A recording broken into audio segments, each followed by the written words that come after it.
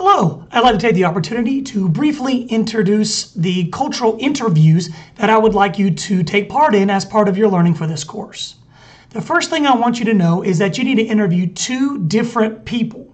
Now, those individuals must be different from you personally in three distinctive ways using Hays addressing.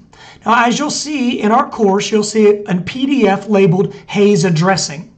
Okay? Addressing is simply an acronym to stand for how we are culturally unique from each other, including age or generation, disability status, religion, ethnicity, socioeconomic status, sexual orientation, gender, national origin, and so on. So for example, I would need to choose someone who is different from me in order to interview them. So I would choose someone who's a generation younger than me, who is an atheist, and who is homosexual. That would be one person to interview.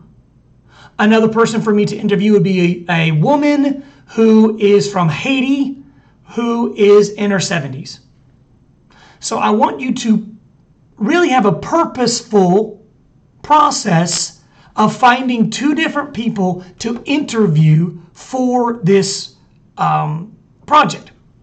So in this interview, it's very straightforward. I have already given you 10 questions that you will ask them. They're already prescribed and in the interview instructions.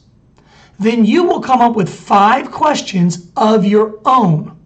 Now those questions can be asked of both people, but it's important that you put the time in to ask questions from the course material that you think are valuable to learn about someone, to help someone feel understood. Right? So 10 of my creation and 5 of yours. Right?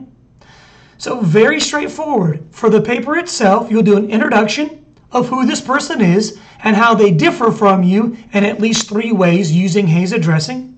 You will give the answers to the 10 questions that I've given, the answers to the 5 questions that you've created, and then you do that again for the next person.